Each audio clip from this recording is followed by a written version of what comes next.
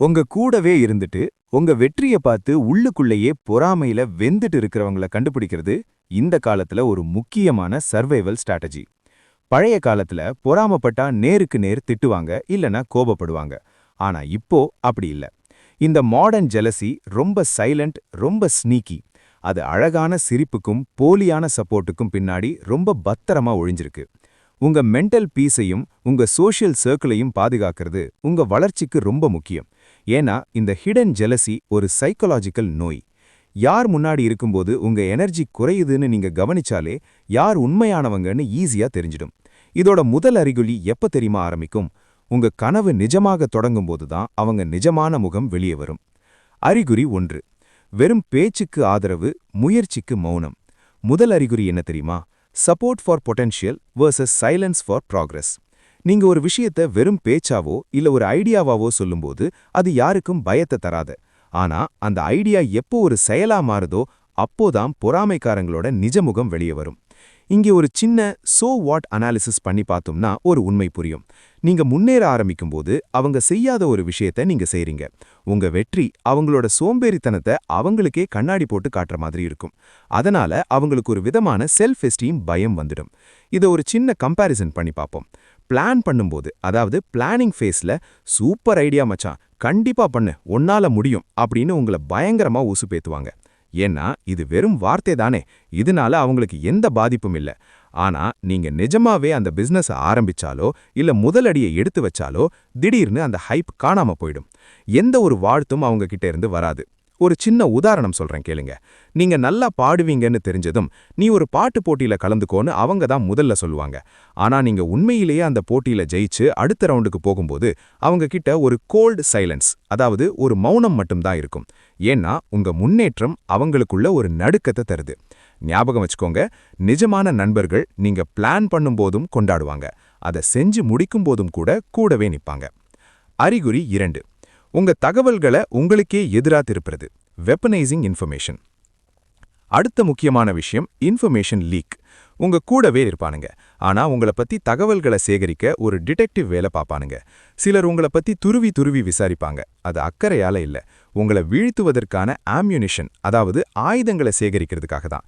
இவங்க எப்படி தெரியுமா கேள்வி கேட்பாங்க? சில உதாரணங்களை பார்ப்போம். சம்பளம் பத்தின நக்கல். புது வேலை கிடைச்சிருக்கே மச்சான், சம்பளம் எவ்வளோ? கைக்கு ஒரு 50 வருதா அப்படின்னு கேட்டுட்டு மத்தவங்க கிட்ட போய் அவனுக்கு அவ்வளவு கொடுக்கற அளவுக்கு அங்க ஒன்னும் வேலையே இல்ல, சும்மா பந்தா பண்றான்னு பேசுவாங்க. உங்க வளர்ச்சியை சந்தேகப்படுறது. புது கார் வாங்கியிருக்கியே, இதுக்கு எப்படி காசு வந்தது? லோன் போட்டையா இல்ல யாராவது ஹெல்ப் பண்ணாங்களா? இது அக்கறை இல்ல, நீங்க எப்படி முன்னேறீங்கன்னு தெரிஞ்சுக்கிற ஒரு நப்பாசை. உங்க முடிவுகளை குறை சொல்றது. நீ குடி போக போற ஏரியா இதுவா?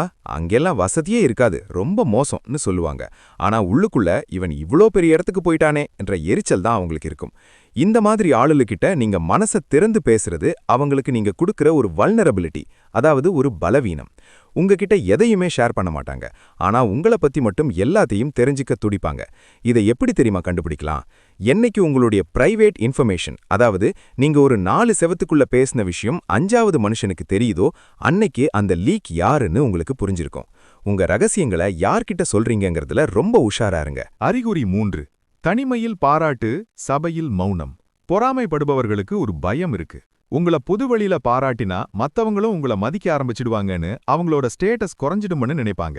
அதனால தனிமையில உங்களை ரசிகர் மாதிரி புகழ்வாங்க, ஆனா மத்தவங்க முன்னாடி அமைதியா இருப்பாங்க. ஒரு ஆஃபீஸ் மீட்டிங் அல்லது பார்ட்டியில அங்க இருக்கிற மத்தவங்க எல்லாரும் உங்களுடைய ஒரு சாதனைய பாராட்டுறாங்க. ஆனா நேத்து வரைக்கும் உங்களை தனிமையில ஆகா ஓகோன்னு புகழ்ந்த அந்த நண்பர் அந்த இடத்துல மட்டும் ஒண்ணுமே பேசாம கல்லு மாதிரி உட்கார்ந்திருப்பாரு. இல்லன்னா பேச்ச வேற பக்கம் திருப்புவாரு. உண்மையான நண்பன் ஒரு சபையில உங்களை பத்தி பெருமையா பேசுவான், ஆனா பொறாமைக்காரன் உங்க திறமைய ஒரு கிளாசிஃபைட் சீக்ரெட் மாதிரி மூடி மறைப்பான். அறிகுறி 4. உங்க தோல்விகளின் சரித்திராசிரியர். 4வது வகை ஆளுங்க ரொம்ப ஆபத்தானவங்க. இவங்க யாருன்னா த ஹிஸ்டாரியன் ஆஃப் யுவர் ஃபெயிலியர்ஸ். அதாவது உங்க பழைய தோல்விகளை ஒரு கோர்வை மாதிரி சேகரிச்சு வச்சிருப்பாங்க. நீங்க எப்போதெல்லாம் ரொம்ப சந்தோஷமா ஒரு சக்சஸ் மோட்ல இருக்கீங்களோ அப்போதெல்லாம் அந்த பழைய தோல்வியை கரெக்டா ஞாபகப்படுத்தி உங்களை அப்படியே கீழே இழுப்பாங்க. இவங்க 2 விதமா இருப்பாங்க. துயரங்களின் சரித்திராசிரியர், ஹிஸ்டாரியன் ஆஃப் டிராமா. உங்க வாழ்க்கையில் நடந்த கஷ்டமான காலத்தை தேதி நேரம் உட்பட அக்குவேர் ஆணிவேரா ஞாபகம் வச்சிருப்பாங்க. ஏன்னா உங்க கஷ்டம்தான் அவங்களுக்கு ஒரு ரகசியமான ஆறுதலை தருது. வெற்றிகளின் பார்வையாளர், டூரிஸ்ட் ஆஃப் ட்ரையம்ஸ். ஆனா உங்க வெற்றிகளை மட்டும் ஒரு டூரிஸ்ட் மாதிரி மேலோட்டமா பார்த்துட்டு, ஓ அப்படியா சூப்பர்னு சொல்லிட்டு போயிடுவாங்க. அதுல அவங்களுக்கு பெருசா இன்ட்ரெஸ்ட் இருக்காது. ஒரு சின்ன டயலாக் உதாரணம் பாப்போமா?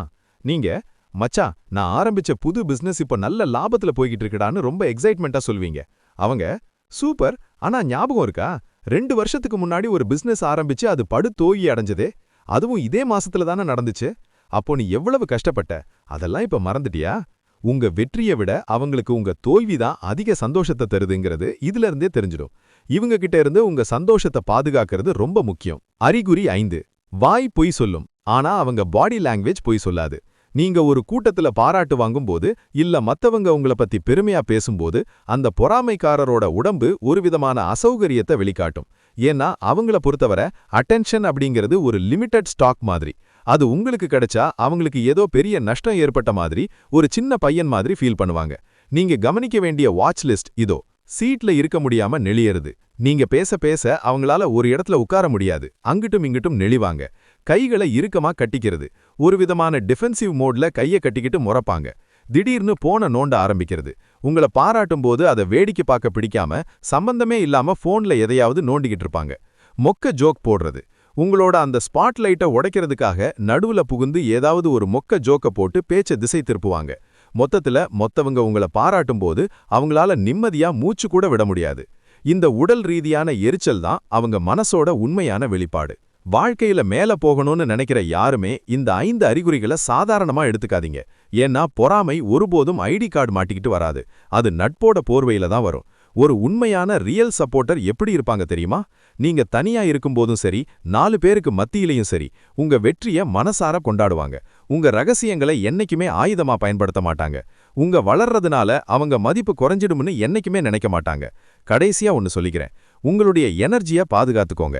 எல்லார்கிட்டையும் உங்க அடுத்த பிளான சொல்லாதீங்க. உங்க நம்பிக்கைக்கு பாத்திரமானவங்கள மட்டும் உங்க இன்னர் சர்க்கிள்ல வச்சுக்கோங்க.